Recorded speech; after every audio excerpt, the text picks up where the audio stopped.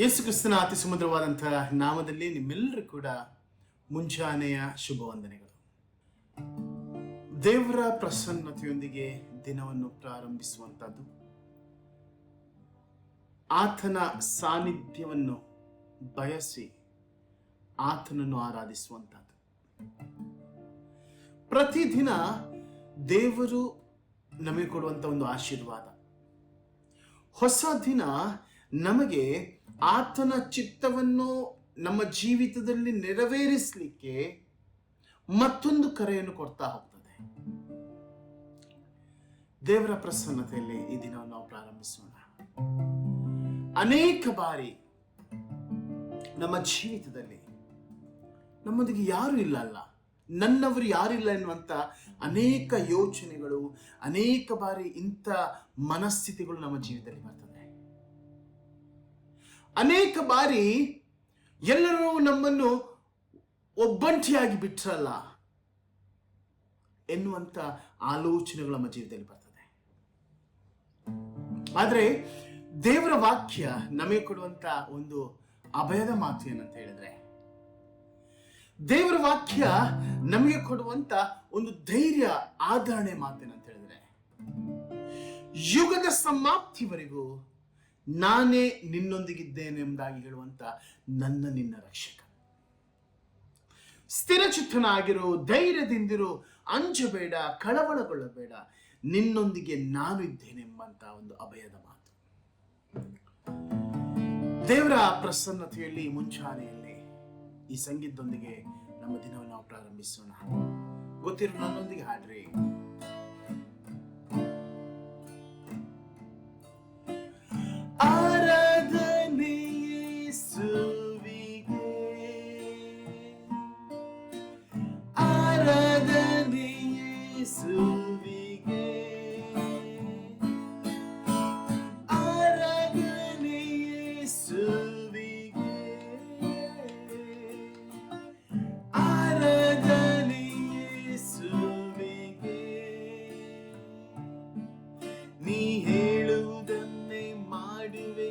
ನಿನ್ನ ಮಾರ್ಗದಿ ಮಾತ್ರ ನಡೆಯುವೆ, ನಿನ್ನ ಪಾದವನ್ನೇ ಹಿಡಿಯುವೆ, ನನ್ನ ಪ್ರೀತಿಯ ಯೇಸುವೆ. ನೀ ಹೇಳುವುದನ್ನೇ ಮಾಡುವೆ, ನಿನ್ನ ಮಾರ್ಗದಿ ಮಾತ್ರ ನಡೆಯುವೆ, ನಿನ್ನ ಪಾದವನ್ನೇ ಹಿಡಿಯುವೆ, ನನ್ನ ಪ್ರೀತಿಯ ಯೇಸುವೆ. ಆರಾಧನೆ ಯೇಸುವಿಗೆ, ಆರಾಧನೆ ಯೇಸುವಿಗೆ, ಆರಾಧನೆ ಯೇಸುವಿಗೆ, ಆರಾಧನೆ ಯೇಸುವಿಗೆ.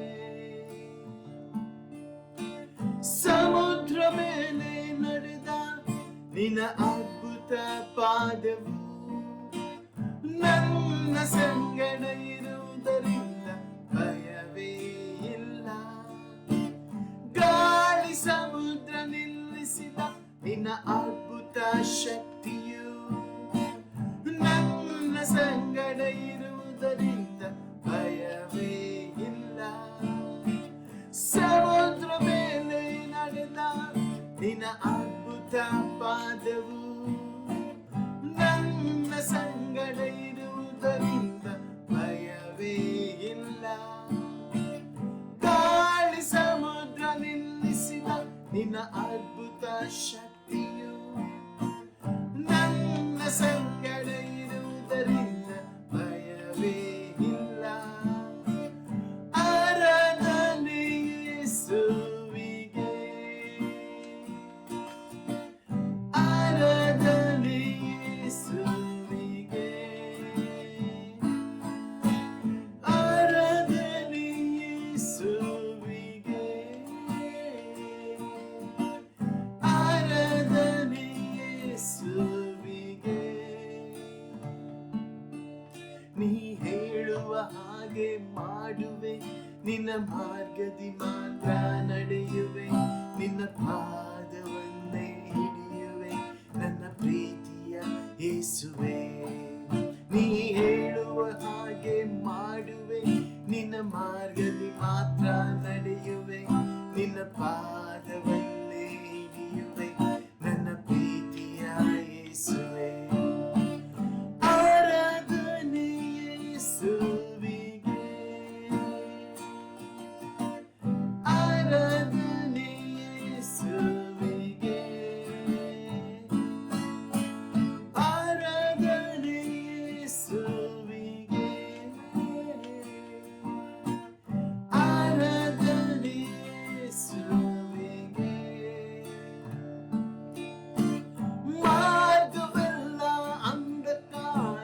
ತುಂಬಿಕೊಂಡರು.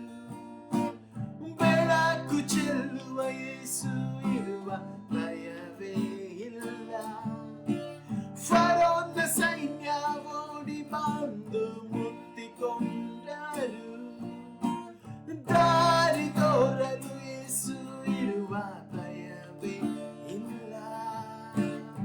ಕರ್ತನಲ್ಲಿ ಪ್ರೀತಿಯುಳ್ಳ ದೇವಜನರೇ, ಒಂದು ವೇಳೆ ನಿನ್ನ ಜೀವಿತದಲ್ಲಿ ಮಾರ್ಗವೆಲ್ಲ ಅಂಧಕಾರ ತುಂಬಿಕೊಂಡಿರುವಂತಾದ್ರೆ, ಮುಂದಿನ ದಾರಿ ಏನೆಂಬುದಾಗಿ ಅಸ್ಪಷ್ಟವಾಗಿರುವಂತಾದ್ರೆ, ಒಂದು ವೇಳೆ ನಿನ್ನ ಸುತ್ತಲೂ ಅನೇಕ ಸೈತಾನ ಶಕ್ತಿಗಳು ಕಾರ್ಯ ಮಾಡ್ತಾ ಇರುವಂತಾದ್ರೆ, ಫರೋನ ಸೈನ್ಯ ನಿನ್ನ ಜೀವಿತದಲ್ಲಿ ಮುತ್ತಿ ಹಿಂದಟ್ಟಿಕೊಂಡು ಬರ್ತಾ ಇರುವಂತಾದ್ರೆ, ಒಮ್ಮೆ ನನ್ನನ್ನು ರಕ್ಷಕನನ್ನು ದೃಷ್ಟಿಸ್ತೀಯೋ?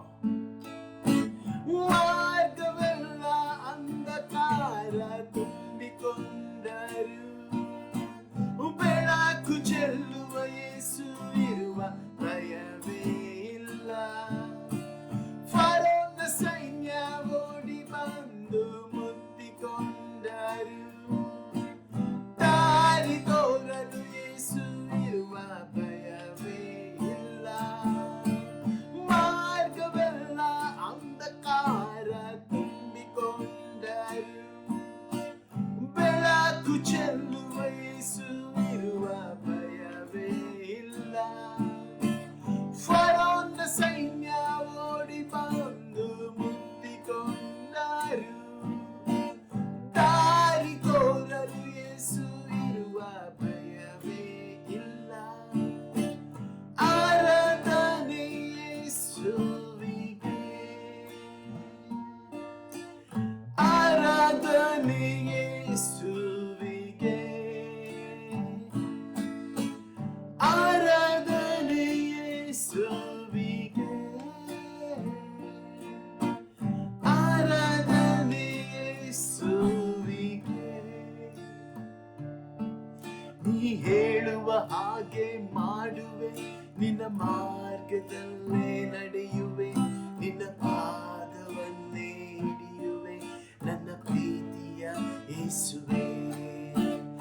ಆರಾಧನೆ ಯೇಸುವಿಗೆ, ಆರಾಧನೆ ಯೇಸುವಿಗೆ, ಆರಾಧನೆ ಯೇಸುವಿಗೆ, ಆರಾಧನೆ ಯೇಸುವಿಗೆ, ಆರಾಧನೆ ಯೇಸುವಿಗೆ,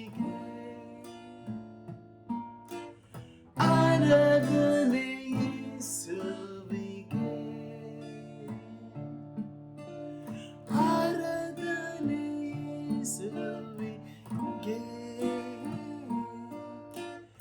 ಆರಾಧನೆ ಯೇಸುವಿಗೆ. ಪರಿಶುದ್ಧನಾಥ ದೇವರೇ ಸ್ವಾಮಿ, ಈ ಮುಂಚಾನೆ ವೇಳೆಯಲ್ಲಿ ನಿನ್ನ ಪರಿಶುದ್ಧವಾದಂಥ ಪ್ರಸನ್ನತೆಯ ಅಡಿಯಲ್ಲಿ ನಾವು ಸೇರಿ ಬಂದಿದ್ದೇವೆ. ಹೌದು ಸ್ವಾಮಿ, ಹೊಸ ದಿನವನ್ನು ನಿನ್ನ ಆಶೀರ್ವಾದ ನಮಗೆ ದಯಪಾಲಿಸಿಕೊಟ್ಟಿದೆ ಸ್ವಾಮಿ. ಈ ದಿನವನ್ನು ಕೂಡ ನಿನಗೆ ಮೆಚ್ಚುಗೆ ಆಗುವಂಥ ರೀತಿ ನಾವು ಜೀವಿಸಲಿಕ್ಕೆ ಆಗುವಂಥ ಕೃಪೆಯನ್ನು ದಯಪಾಲಿಸಿಕೊಡು. ಆರಾಧನೆ ಭಾಗಿಯಾಗಿರುವಂಥ ಒಬ್ಬೊಬ್ಬರನ್ನು ಆಶ್ರಯಿಸು ಸ್ವಾಮಿ. ಯಾವ್ಯಾವ ಸ್ಥಿತಿಯಲ್ಲಿದ್ದಾರೋ, ಯಾವ ಕಷ್ಟದಲ್ಲಿದ್ದಾರೋ, ಯಾವ ಸಂದಿಗ್ಧತೆಯಲ್ಲಿದ್ದಾರೋ, ಮುಂದೆಯಲ್ಲಿ ದಾರಿ ಕಾಣಲಾಗದೆ ತತ್ತರಿಸಿ ಹೋದಂಥ ಸ್ಥಿತಿಯಲ್ಲಿದ್ದಾರೋ, ನೀನು ಎಲ್ಲವನ್ನು ಬಲಂತ ದೇವರಾಗಿದ್ದಿ. ಅನಾರೋಗ್ಯಗಳು ಕವಿದಿದೆಯೋ ಸ್ವಾಮಿ, ನೀನು ಎಲ್ಲವನ್ನು ಬಲಂತ ದೇವರಾಗಿದ್ದಿ. ಪ್ರತಿಯೊಬ್ಬರ ಜೀವಿತದ ಆಂತರ್ಯವನ್ನು ನೀನು ಬಲಂತ ದೇವರು, ಆಂತರ್ಯದ ನೋವನ್ನು ಬಲಂತ ದೇವರು ನೀನಾಗಿದ್ದಿ ಸ್ವಾಮಿ. ಪ್ರತಿಯೊಬ್ಬೊಬ್ಬರ ಸಂಗಡ ನೀನು ಮಾತನಾಡುವುದೆಂದೇ ಬೇಡ್ಕೊಳ್ತಿದ್ದೇವೆ. ನಿನ್ನ ವಿಶೇಷವಾದ ಶಕ್ತಿ ನೀನು ಅವರಿಗೆ ದಯಪಾಲಿಸಿಕೊಡುವುದೆಂದೇ ಬೇಡ್ಕೊಳ್ತಿದ್ದೇವೆ. ಈ ಲೋಕವನ್ನು ಜಯಿಸಲಿಕ್ಕೆ ನಿನ್ನ ಆತ್ಮನ ಬಲವನ್ನು ದಯಪಾಲಿಸಿಕೊಡುವುದೆಂದೇ ಬೇಡ್ಕೊಳ್ತಿದ್ದೇವೆ ಸ್ವಾಮಿ. ಫರೋನ ಸೈನ್ಯ ಹಿಂದಟ್ಟಿಕೊಂಡು ಬಂದ್ರು ಕೂಡ, ಮುಂದೆಯಲ್ಲಿ ಮಾರ್ಗ ಅಂಧಕಾರದಿಂದ ತುಂಬಿಕೊಂಡಿದ್ರು ಕೂಡ ಸ್ವಾಮಿ ನೀನು ನಮ್ಮೊಂದಿಗಿದ್ದಿ. ಆ ವಿಶ್ವಾಸದಲ್ಲಿ ಮುಂದೆ ಸಾಗ್ತಾ ಇದ್ದೇನೆ. ನೀನು ಕೈ ಹಿಡಿದು ಮುನ್ನಡೆಸು, ನಿನ್ನ ಆತ್ಮನಿಂದ ತುಂಬಿಸು, ಆಶೀರ್ವಾದ ತುಂಬಿಸು. ಘನ ಮಾನ ಮಹಿಮೆ ನಿನಗೆ ಮಾತ್ರವೇ ಸಲ್ಲಲಿ ಸ್ವಾಮಿ. ಈ ಸಮಯ ಕಾಯನಿಗೆ ಸ್ತೋತ್ರ, ಘನಮಾನ ಮಹಿಮೆಗಳು ನಿನಗೆ ಸಲ್ಲಲಿ ಸ್ವಾಮಿ. ಮತ್ತೊಂದು ಆವರ್ತಿ ಈ ದಿನ ನಿನಗೆ ಗುಪ್ಪಿಸಿಕೊಡ್ತಾ, ಈ ದಿನ ಕೂಡ ನಿನಗೆ ಮಹಿಮೆ ತರುವಂಥ ಜೀವಿತ ನಾವು ನಡೆಸಲಿಕ್ಕಾಗುವಂತೆ ನೀನು ಸಹಾಯಿಸಿ ಮುನ್ನಡೆಸಿದ್ದಾಗಿ ಪ್ರಭು ರಕ್ಷಕನಾಗಿರುವಂಥ ಯೇಸು ಕ್ರಿಸ್ತನ ಸುಮಧುರ ನಾಮದಲ್ಲಿ ಬೇಡಿದ್ದೇವೆ ನಮ್ಮ ತಂದೆಯೇ, ಯೇಸು ಕ್ರಿಸ್ತನಲ್ಲಿ ಅತಿ ಪ್ರೀತಿಯುಳ್ಳಂಥ ದೇವಜನರೇ, ನಿಮ್ಮೆಲ್ಲರೂ ಕೂಡ ಮತ್ತೊಂದು ಆವರ್ತಿ ದೇವರ ಪರಿಶುದ್ಧ ನಾಮದಲ್ಲಿ ಮುಂಜಾನೆಯ ಶುಭವನ್ನು ನಾನು ತಿಳಿಸ್ತೇನೆ. ಕರ್ತನಲ್ಲಿ ಪ್ರಿಯರೇ, ಅನೇಕ ಬಾರಿ ನಮ್ಮ ಜೀವಿತದಲ್ಲಿ ನಾವು ಎದುರಿಸುವ ಸನ್ನಿವೇಶ ಏನಂತ ಹೇಳಿದ್ರೆ, ಮುಂದಕ್ಕೆ ನಾನು ಏನು ಮಾಡಬೇಕೆಂಬುದಾಗಿ ಎಲ್ಲ ಮಾರ್ಗಗಳು ಕ್ಲೋಸ್ ಆಗಿರ್ತದೆ, ಮುಚ್ಚಿರ್ತದೆ. ಮುಂದಕ್ಕೆ ದಾರಿ ಏನೆಂಬುದಾಗಿ ತಿಳಿಯುವಂತ ಅರಿತುಕೊಳ್ಳಿಕ್ಕೆ ಕಷ್ಟ ಆಗ್ತದೆ. ಮುಂದೆ ನಾನು ಏನನ್ನು ಮಾಡಬೇಕು ಎನ್ನುವಂತ ಪ್ರಶ್ನೆ ನಮಗೆ ಎದುರಾಗ್ತದೆ. ದಾರಿ ಯಾವುದು ಕಾಣ್ತಾ ಇಲ್ಲಲ್ಲ, ಸೊಲ್ಯೂಷನ್ ಯಾವುದು ಕಾಣ್ತಾ ಇಲ್ಲಲ್ಲ ಎನ್ನುವಂತ ಸಿಚುವೇಶನ್ಸ್ಗಳು ಅನೇಕ ಬಾರಿ ಎದುರಾಗ್ತದೆ. ಯಾವ ಹೆಜ್ಜೆಯನ್ನು ಇಡಬೇಕೆಂಬುದಾಗಿ ಅರಿಯದಂತ ಸ್ಥಿತಿಗೆ ನಾವು ಬರ್ತೇವೆ. ಒಂದು ವೇಳೆ ಕರ್ತನಲ್ಲಿ ಪ್ರೀತಿಯುಳ್ಳಂತ ದೇವಜನರು ಇಂಥ ಸ್ಥಿತಿಯಲ್ಲಿ ಆರಾಧನೆಯಲ್ಲಿ ಸೇರಿಕೊಂಡಿರುವಂತ ಯಾರಾದ್ರೂ ಇರುವುದಂತಾದ್ರೆ, ಈ ವಾಕ್ಯ, ಇಂದಿನ ವಾಕ್ಯ, ಇಂದಿನ ಸಂದೇಶ ಅದು ನಿಮಗಾಗಿ. ಕರ್ತನಲ್ಲಿ ಪ್ರೀತಿಯುಳ್ಳಂತ ದೇವಜನರೇ, ನಾನು ತೆಗೆದುಕೊಂಡಂತ ದೇವರ ವಾಕ್ಯದ ಮಾತು ಅದು 2 ಕ್ರಾನಿಕಲ್ಸ್ 2ನೇ ಪೂರ್ವಕಾಲ ವೃತ್ತಾಂತ 20ನೇ ಅಧ್ಯಾಯ 12ನೇ ವಚನದಿಂದ 18ನೇ ವಚನ. 2 Chronicles chapter 20 verses 12 to 18. ಇಲ್ಲಿ ಇದಕ್ಕೆ ಮುಖ್ಯ ಪ್ರಸ್ತಾಪ ನಾನು ಕೊಡ್ತಾ ಇರುವಂತದ್ದು, the battle is not yours but God's. ಯುದ್ಧವು ನಿನ್ನದಲ್ಲ, ದೇವರದು ಎಂಬುದಾಗಿ. ನಾವು ಈ ಒಂದು ಘಟನೆಯ ಹಿನ್ನೆಲೆಯನ್ನು ನಾವು ನೋಡುವಾಗ, ಯೆಹೋಷಾಫಾಟನು ಈ ಸಮಯದಲ್ಲಿ ಒಂದು ರೀತಿಯ ಮುಂದಕ್ಕೆ ದಾರಿ ತೋಚದಂತ ಸ್ಥಿತಿಯಲ್ಲಿ ಆತನಿದ್ದಾನೆ. ಯಾಕಂತ ಹೇಳಿದ್ರೆ ದೇವರ ವಾಕ್ಯದಲ್ಲಿ ಸ್ಪಷ್ಟವಾಗಿ ಹೇಳ್ತದೆ, ವಚನ ನೋಡಿ 20ನೇ ಅಧ್ಯಾಯ 1ನೇ ವಚನದಲ್ಲಿ, ಮೋವಾಬ್ಯರು, ಅಮ್ಮೋನಿಯರು, ಮೆಗೂನ್ಯರು ಮಾತ್ರವಲ್ಲ ಅನೇಕ ಸಂಸ್ಥಾನದವರು ಈ ಇಸ್ರಾಯೇಲನ್ನು ಸಂಪೂರ್ಣವಾಗಿ ಆವರಿಸಿಕೊಂಡಿರ್ತಾರೆ. ಬಲಾಢ್ಯವಾದಂಥ ಸೈನ್ಯ ಇವರನ್ನು ಆವರಿಸಿಕೊಂಡಿದೆ. ಅಂತಹ ಸಮಯದಲ್ಲಿ ಆ ಸ್ಥಿತಿ ಹೇಗಿತ್ತಂತ ಹೇಳಿದ್ರೆ, ಅಸಾಧ್ಯವಾಗುವಂಥ ಸ್ಥಿತಿ. ತನ್ನಗಿರುವಂಥ ಸೈನ್ಯದಿಂದ ಅವರನ್ನು ಸೋಲಿಸಲಿಕ್ಕೆ ಅಸಾಧ್ಯವಾದಂಥ ಸ್ಥಿತಿ. ಮಾತ್ರವಲ್ಲ, ಯಾರು ಕೂಡ ಅವರನ್ನು ಸೇವ್ ಮಾಡಲಿಕ್ಕೆ ಆಗದಂಥ ಸ್ಥಿತಿಯಲ್ಲಿ, ಕಾಪಾಡಲಿಕ್ಕೆ ಆಗದಂಥ ಸ್ಥಿತಿಯಲ್ಲಿ ಅವರಿದ್ದಾರೆ. ಆದರೆ ಈ ಎಲ್ಲ ಭಯದ ನಡುವೆಯಲ್ಲಿ ನಾವು ನೋಡ್ತೇವೆ ಯೆಹೋಷಾಫಾಟನ ದೃಷ್ಟಿ ದೇವರ ಮೇಲಿದೆ. ವಚನ 12ನೇ ವಚನ ನೋಡ್ರಿ, ಅಲ್ಲಿ ಹೇಳ್ತಾನೆ, ನಮ್ಮ ಮೇಲೆ ಬಂದ ಈ ಮಹಾಸಮೂಹದ ಮುಂದೆ ನಿಲ್ಲುವುದಕ್ಕೆ ನಮ್ಮಲ್ಲಿ ಬಲವಿಲ್ಲ, ಏನು ಮಾಡಬೇಕೆಂದು ತಿಳಿಯದು, ಆದರೆ ನಮ್ಮ ಕಣ್ಣುಗಳು ನಿನ್ನನ್ನೇ ನೋಡುತ್ತದೆ ಎಂದು ಪ್ರಾರ್ಥಿಸಿದನು ಎಂಬುದಾಗಿ. ಕರ್ತನಲ್ಲಿ ಪ್ರೀತಿಯುಳ್ಳಂತ ದೇವಜನರೇ, ಅನೇಕ ಪರಿಸ್ಥಿತಿಗಳಲ್ಲಿ ನಮಗೆ ಮುಂದಕ್ಕೆ ಏನು ಮಾಡಬೇಕು ಎಂಬುದಾಗಿ ತಿಳಿಯದಂತ ಸ್ಥಿತಿಯಲ್ಲಿ ವಾಕ್ಯ ನನಗೆ ನಿನಗೆ ಕೊಡುವಂತ ಒಂದು ಅಭಯದ ಮಾತೇನು ಅಂತ ಹೇಳಿದ್ರೆ, ಅಂತ ಸಮಯದಲ್ಲಿ ನೀನು ದೇವರ ಕಡೆಗೆ ನೋಡಿ ಎಂಬುದಾಗಿ. ಸೊಲ್ಯೂಷನ್ ಹುಡುಕ್ಲಿಕ್ಕೆ ಹೋಗಬೇಡ, ಪರಿಹಾರನ ಹುಡುಕ್ಲಿಕ್ಕೆ ಹೋಗಬೇಡ, ಅಥವಾ ಇದಕ್ಕೆ ಬದಲಿ ವ್ಯವಸ್ಥೆ ಏನೆಂಬುದಾಗಿ ಯೋಚನೆ ಮಾಡ್ಲಿಕ್ಕೆ ಹೋಗಬೇಡ. ಬದಲಿಗೆ ನಿನ್ನ ಕಣ್ಣುಗಳು ದೇವರನ್ನು ನೋಡ್ಲಿ. 12ನೇ ವಚನದಲ್ಲಿ ಅದನ್ನು ಆತನು ಸ್ಪಷ್ಟಪಡಿಸ್ತಾ ಇದ್ದಾನೆ. ಆತನು ನೋಡ್ರಿ, ಆತನು ತನ್ನ ಬಲಹೀನತೆಯನ್ನು ತಿಳಿಸ್ತಾನೆ. ಅವರ ಮುಂದೆ ನಿಲ್ಲುವುದಕ್ಕೆ ನಮಗೆ ಬಲ ಇಲ್ಲ ಎಂಬುದಾಗಿ ಹೇಳಿ ತನ್ನ ಬಲಹೀನತೆಯನ್ನು ಆತನು ತಿಳಿಸ್ತಾನೆ. ಮಾತ್ರವಲ್ಲ, ದೇವರ ಮೇಲೆ ಆತುಕೊಳ್ತಾನೆ. ಯಾವಾಗ ಮನುಷ್ಯನ ದ ಸ್ಟ್ರೆಂತ್ ಆಫ್ ಮ್ಯಾನ್, ಒಬ್ಬ ಮನುಷ್ಯನ ಬಲ ಎಲ್ಲಿ ಎಂಡ್ ಆಗ್ತದೋ ಅಲ್ಲಿ ನಿಜವಾಗಿ ದೇವರ ಕಾರ್ಯ ಪ್ರಾರಂಭವಾಗ್ತದೆ. ಇಲ್ಲಿ ಆತನು ನಮಗೊಂದು ಮಾದರಿಯನ್ನು ತೋರಿಸ್ತಾನೆ, ನಮ್ಮ ಕಣ್ಣುಗಳು ದೇವರನ್ನು ನೋಡ್ಬೇಕೆಂಬುದಾಗಿ. ಅದರಿಂದಾಗಿ ಆತನು ಹೇಳುವಂತಹದ್ದು, ಆಲ್ವೇಸ್ ಡೋಂಟ್ ಬಿ ಕಾನ್ಫಿಡೆಂಟ್ ಅಥವಾ ಓವರ್ ಕಾನ್ಫಿಡೆಂಟ್ ಆಗಿರ್ಬೇಡ, ಬಟ್ ಡಿಪೆಂಡ್ ಆನ್ ಗಾಡ್. ನಿನ್ನ ಶಕ್ತಿಯ ಮೇಲೆ ಆತುಕೊಳ್ಬೇಡ, ಬದಲಿಗೆ ದೇವರ ಶಕ್ತಿಯ ಮೇಲೆ ಆತುಕೋ. ನಾವು ನೋಡ್ತೇವೆ ಅಲ್ಲಿ ಆತನು ಆ ಸಮಯದಲ್ಲಿ ದೇವರಲ್ಲಿ ಪ್ರಾರ್ಥಿಸ್ತಾನೆ. ಆಗ ದೇವರು ಒಬ್ಬ ಯೆಹಜೀಯೇಲನ ಮೂಲಕವಾಗಿ ದೇವರು ಅವರ ಸಂಗಡ ಮಾತನಾಡ್ತಾನೆ. ನಾವು ಮುಂದಿನ 14ರಿಂದ 18ನೇ ವಚನದಲ್ಲಿ ನಾವು ನೋಡ್ತೇವೆ. 15ನೇ ವಚನದಲ್ಲಿ, ಎಲ್ಲ ಯೆಹೂದ್ಯರೇ, ಯೆರೂಸಲೇಮಿನವರೇ, ಅರಸನಾದ ಯೆಹೋಷಾಫಾಟನೇ, ಯೆಹೋವನು ಹೇಳುವುದನ್ನು ಕೇಳಿರಿ ಎಂಬುದಾಗಿ ಹೇಳ್ತಾ ಇದ್ದಾನೆ. ದೇವರು ತನ್ನ ಸಂದೇಶವನ್ನು ಜನರಿಗೆ ಕಳುಹಿಸ್ತಾ ಇದ್ದಾನೆ. ಎಂಥ ಪರಿಸ್ಥಿತಿಯಲ್ಲಿ? ಸಂಪೂರ್ಣವಾಗಿ ಕೈಬಿಡಲ್ಪಟ್ಟಂಥ ಪರಿಸ್ಥಿತಿಯಲ್ಲಿ. ಆ ಕೈಬಿಡಲ್ಪಟ್ಟಂಥ ಪರಿಸ್ಥಿತಿಯಲ್ಲಿ ಯಾವಾಗ ಅವರು ದೇವರ ಕಡೆಗೆ ಸಹಾಯಕ್ಕಾಗಿ ಮೊರೆ ಇಟ್ಟರೋ, ಆ ಸಮಯದಲ್ಲಿ ದೇವರು ಅವರನ್ನು ಬಲಪಡಿಸುವಂಥದ್ದನ್ನು ನಾವು ನೋಡ್ತೇವೆ. ನೋಡ್ರಿ, ವಚನದಲ್ಲಿ ಆತನು ಹೇಳ್ತದೆ, 15ನೇ ವಚನದ ಕೊನೆಯ ಭಾಗದಲ್ಲಿ, ಈ ಜನಸಮೂಹದ ಮಹಾಸಮೂಹದ ನಿಮಿತ್ತವಾಗಿ ಕಳವಳಗೊಳ್ಳಬೇಡ್ರಿ, ಹೆದರಬೇಡ್ರಿ. ಮೊದಲನೇದಾಗಿ ದೇವರು ಅಲ್ಲಿ ಅಭಯದ ವಚನವನ್ನು ಆತನು ನೀಡ್ತಾ ಇದ್ದಾನೆ. ನೀವು ಭಯ ಪಡಬೇಡ್ರಿ ಎಂಬುದಾಗಿ, ಹೆದರಬೇಡ್ರಿ ಎಂಬುದಾಗಿ. ನಮ್ಮ ಜೀವಿತದಲ್ಲಿ ಇಂಥ ಪರಿಸ್ಥಿತಿಗಳು ಬರುವಾಗ ನಾವು ಮೊದಲನೇದಾಗಿ ಮಾಡಬೇಕಾದದ್ದು ಭಯ ಪಡದೇ ಇರುವಂತಹದ್ದು. ಯಾಕಂದ್ರೆ ಯಾವಾಗ ನಾವು ಭಯ ಪಡ್ತೇವೋ, ಯಾವುದೇ ವಿಷಯಕ್ಕೆ ನಾವು ಭಯ ಪಡ್ತೇವೋ, ಆಗ ನಮ್ಮ ಮನಸ್ಸು ಚಂಚಲ ಆಗ್ತದೆ, ಮನಸ್ಸು ತನ್ನ ಬಲವನ್ನು ಕಳ್ಕೊಳ್ತದೆ, ತಪ್ಪಾದ ನಿರ್ಧಾರಕ್ಕೆ ಅದು ಎಡೆ ಮಾಡಿಕೊಡ್ತದೆ. ಅದರಿಂದಾಗಿ ನೋಡ್ರಿ, ಅನೇಕ ಬಾರಿ ನಾವು ಇದನ್ನು ಜೀವಿತದಲ್ಲಿ ಅನುಭವಿಸಿದ್ದೇವೆ. ಅನೇಕ ಬಾರಿ ರಾಂಗ್ ಸ್ಟೆಪ್ಸ್ ಗಳನ್ನು ಇಡ್ತೇವೆ. ಯಾಕಂತ ಹೇಳಿದ್ರೆ ಭಯ ನಮ್ಮನ್ನು ಆವರಿಸ್ತದೆ. ಅಲ್ಲಿ ಅದನ್ನು ಸ್ಪಷ್ಟವಾಗಿ ಹೇಳುವಂತಹದ್ದು ವಚನದಲ್ಲಿ, ಬಿ ಸ್ಟಿಲ್, ಸ್ಟ್ಯಾಂಡ್ ಸ್ಟಿಲ್ ಎಂಬುದಾಗಿ, ನೀನು ದೃಢವಾಗಿ ನಿಲ್ಲು. ಯಾಕಂತ ಹೇಳಿದ್ರೆ ವಚನ ಹೇಳ್ತದೆ, ಯುದ್ಧವು ನಿಮ್ಮದಲ್ಲ, ದೇವರದೇ ಎಂಬುದಾಗಿ.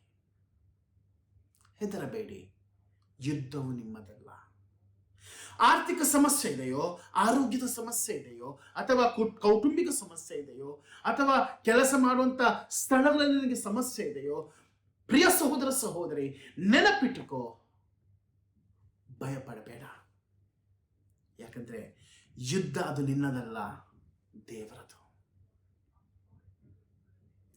ಮಾತ್ರವಲ್ಲ, ಅಲ್ಲಿ ಆತನು ಹೇಳುವಂಥದ್ದು ನೋಡ್ರಿ, 17ನೇ ವಚನದಲ್ಲಿ, ಈ ಸಾರಿ ಯುದ್ಧ ಮಾಡುವುದು ಅವಶ್ಯವಿಲ್ಲ, ಯೆಹೂದ್ಯರೇ, ಯೆರೂಸಲೇಮಿನವರೇ, ಸುಮ್ಮನೆ ನಿಂತುಕೊಂಡು ಯೆಹೋವನು ನಿಮಗೋಸ್ಕರ ನಡೆಸುವ ರಕ್ಷಣಾ ಕಾರ್ಯವನ್ನು ನೀವು ನೋಡಿರಿ ಎಂಬುದಾಗಿ.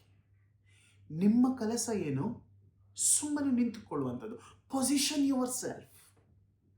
ಯಾಕಂತ ಹೇಳಿದ್ರೆ ನಂಬಿಕೆಯ ಮೂಲಕವಾಗಿ ನೀವು ಸುಮ್ಮಗಿದ್ದು ದೇವರು ಮಾಡುವಂಥ ಕಾರ್ಯವನ್ನು, ರಕ್ಷಣಾ ಕಾರ್ಯವನ್ನು ನೀವು ನೋಡ್ರಿ ಎಂಬುದಾಗಿ.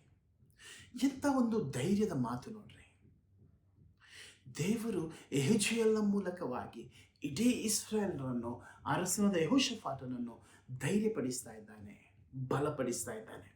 ಅದರಿಂದಾಗಿ ನೋಡ್ರಿ, ಆತನು ಹೇಳುವಂತಹದ್ದು, position yourself, stand still and watch the work of god.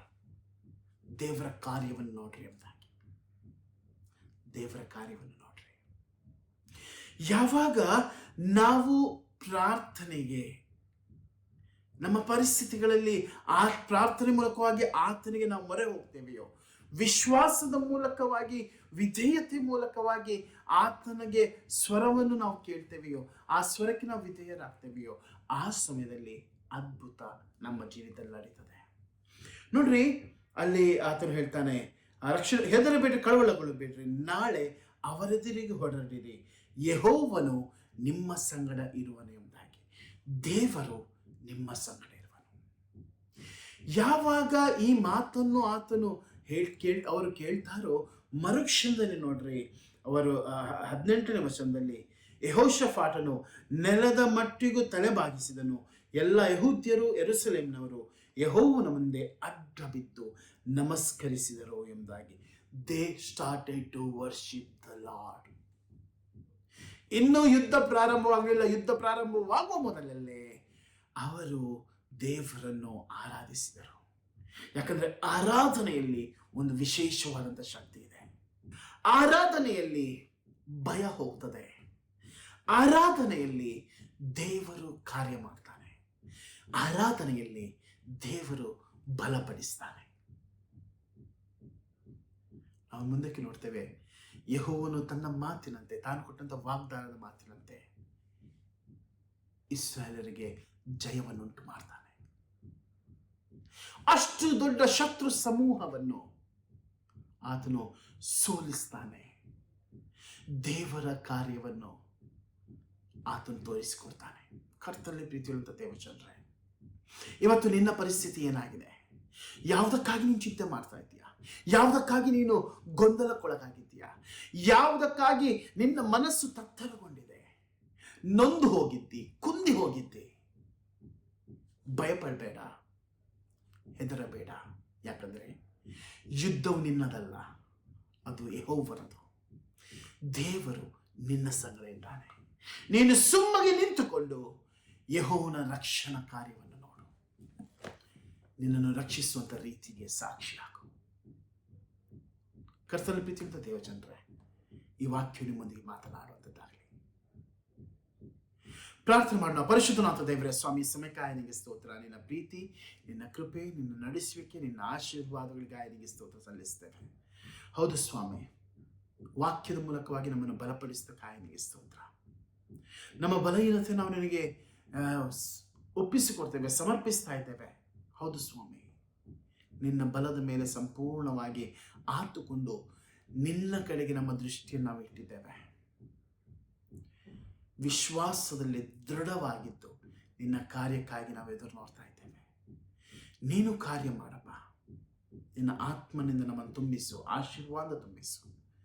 ಯಾರ್ಯಾರು ಕೌಟುಂಬಿಕ ಸಮಸ್ಯೆಯಿಂದ, ಆರ್ಥಿಕ ಸಮಸ್ಯೆಯಿಂದ, ಆರೋಗ್ಯದ ಸಮಸ್ಯೆಯಿಂದ ಅಥವಾ ಕೆಲಸ ಕಾರ್ಯಗಳಲ್ಲಿ ಇರುವಂಥ ಸಮಸ್ಯೆಗಳಿಂದ ಬಳಲ್ತಾ ಇದ್ದಾರೋ, ಕುಂದಿ ಹೋಗಿದ್ದಾರೋ ಸ್ವಾಮಿ, ಅವರೆಲ್ಲರೂ ಈ ವಾಕ್ಯದ ಮೂಲಕವಾಗಿ ಬಲ ಹೊಂದಲಿ ಸ್ವಾಮಿ.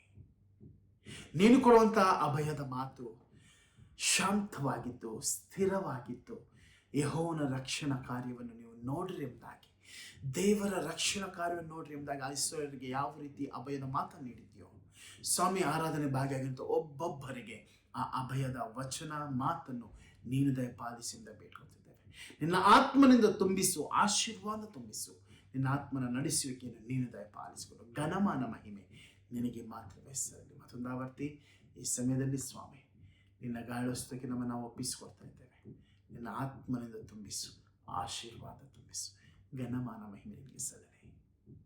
ಯೇಸು ಕ್ರಿಸ್ತನ ನಾಮದಲ್ಲಿ ಬೇಡಿ ನಮ್ಮ ತಂದೆಗೆ, ಆಮೆನ್. ನಮ್ಮ ಕರ್ತನಾದ ಯೇಸು ಕ್ರಿಸ್ತನ ಕೃಪೆ, ತಂದೆ ಆ ದೇವರ ಪ್ರೀತಿ, ಪರಿಶುದ್ಧಾತ್ಮನಂತೆ ಶಾಂತಿ ಸಮಾಧಾನ ನಮ್ಮೆಲ್ಲರೊಂದಿಗೆ, ಆರಾಧನೆ ಭಾಗಿಯಾಗಿರುವಂಥ ಪ್ರತಿಯೊಬ್ಬೊಬ್ಬರೊಂದಿಗೆ, ಇಡೀ ಮನುಕುಲದೊಂದಿಗೆ ಇಂದಿಯಾಗಲಿ ಆಗಿರಲಿ. Amen, amen.